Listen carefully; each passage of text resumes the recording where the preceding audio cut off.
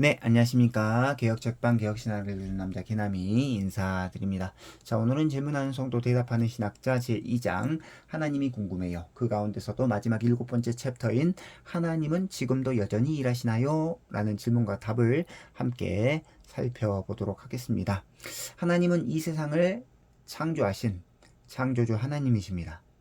그런데 하나님께서 이 세상 만물을 창조하신 후에 할 일이 없어서 빈둥빈둥 놀고 계신 분이 아니다라는 거죠. 마치 나쁜 남자 스타일처럼 이 세상 만물을 일단 창조해 놓고 자기가 창조한 피조물들을 무심하게 그냥 내버려 두는 분도 아닙니다. 이러한 신관을 이신론이라고 부르죠. 우주 만물을 창조하시기는 했지만 창조 후에 직접적으로 피조세계에 관여하지 않고 그냥 자연 법칙에 따라 만물이 흘러가도록 내버려 두는 하나님이 바로 이신론적 하나님입니다. 하지만 성경은요, 이런 이신론과는 다른 하나님을 소개합니다. 성경에 계시된 하나님은 자신이 만든 피조세계에 적극적으로 관여하시고 세상 만물과 깊이 있게 관계를 맺으시는 바로 그런 신실하시고 사랑이 많으신 하나님이시다라는 것을 기억할 필요가 있어요. 이를 신학에서는 섭리라고 합니다. 섭리. 예.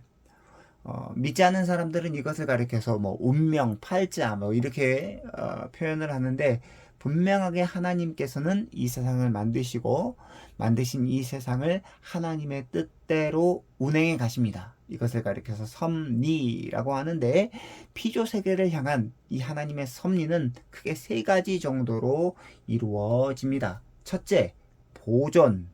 둘째, 통치. 그리고 셋째, 협력입니다. 자, 먼저 하나님의 섭리 가운데 첫 번째 보존에 관해서 함께 살펴보겠습니다. 하나님께서는 각종 자연 법칙들을 통해서 이 세상 만물을 자신의 주권 아래 꼭 붙잡고 계십니다. 하나님의 손이 모든 자연 만물을 붙잡고 있습니다. 이것을 보존이라고 하는데요. 이 세상 만물이 멸망하지 않는 이유, 또 이 세상 만물이 여전히 질서 있게 움직이며 삶을 영위하는 이유도 바로 하나님께서 이 보존의 은혜를 시시각각 자신의 피조 세계에 내려주고 계시기 때문입니다. 하나님께서 꽉 세상을 붙들고 계신다. 이것을 보존이라고 하죠. 두 번째 하나님의 섭리, 통치입니다. 통치. 하나님께서는 자신의 주권적인 능력으로 온 세상 만물을 통치하십니다. 다스린다라는 거죠. 하나님은 온 세상 만물의 주인이시고 왕이십니다. 그러므로 왕이신 하나님, 주인이신 하나님은 이 세상 만물이 돌아가는 모든 것들을 굽어 살피시고 피조세계 구석구석 자기의 능력으로 이 세상을 통제하시고 다스린다라는 거죠. 왕이신 하나님의 주권 밖에서 일어나는 일이란 그래서 없습니다. 모든 것은 하나님의 주권적 통치 아래에 있다라는 것이죠. 세 번째, 협력입니다. 하나님은 그렇다고 해서 이 세상을 붙들고 계시고 통치해 나가시는데 어떤 절대 군주 그리고 독재자처럼 이 세상 만물을 보존하고 통치하지 않는다. 이게 중요합니다. 하나님은 인간의 자유의지를 선용하시고 이 세상 만물의 법칙, 만물의 자연 법칙을 보존해 함께 일해 나가십니다. 하나님은 홀로 일하지 않습니다. 물론 하나님은 홀로 일하실 수 있습니다. 그렇지만 하나님은 인간들을 통해서 역사하신다라는 거죠. 예. 하나님은 여전히 하나님의 섭리 중 보존, 통치, 협력의 사역을 하시면서 하나님 자신이 만든 피조세계와 밀접한 관계를 맺고 계십니다. 하나님과 피조물 사이의 관계를 맺는 중요한 개념이 바로 언약인데요. 하나님은 피조물과 언약을 맺으시고 자신의 일을 해 나가십니다. 이 언약은 신실하며 불변하기 때문에 하나님은 섭리 안에 있는 하나님의 섭리 안에 있는 우리는 늘 안정감을 느끼며 참된 위로를 받게 된다는 것입니다. 자, 다시 한번 기억하십시다.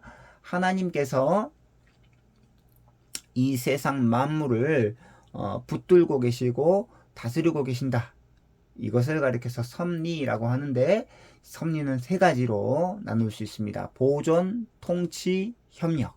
자, 기억하십시오. 그래서 하나님이 지금도 여전히 일하시나요? 라는 질문에는 yes, 아멘, 여전히 일하십니다. 라고 고백할 수 있어야 됩니다. 자, 이 하나님의 섭리에 관한 깨달음이 있는 성경 구절, 요한복음 5장 17절, 로마서 8장 28절입니다. 요한복음 5장 17절입니다. 예수께서 그들에게 이르시되 내 아버지께서 이제까지 일하시니 나도 일한다 하시매. 로마서 8장 28절 우리가 알거니와 하나님을 사랑하는 자 곧 그의 뜻대로 부르심을 입은 자들에게는 모든 것이 합력하여 선을 이루느니라. 적용이 있는 묵상입니다. 신자들은 늘 하나님의 섭리를 깊이 묵상하며 살아가야 합니다. 신자의 삶 속에 무슨 안 좋은 일이 벌어진다 하더라도 그 일은요, 하나님의 영원전 작정과 섭리 가운데 있는 일이고, 그러한 겸비한 고백을 통해서 우리의 삶의 태도를 원망과 불안으로 몰고 가지 않고 기쁨과 감사로 발돋움할 수 있도록 도와줍니다. 하나님의 섭리를 깊이 있게 묵상하면 우리의 삶의 태도가 원망과 불안으로 몰아가지 않고 기쁨과 감사로 하나님께 영광을 돌리며 살아갈 수 있다라는 것이죠. 하나님은 모든 일을 섭리하십니다. 이 짧은 말만큼 우리에게 큰 위로를 주는 말이 없어요.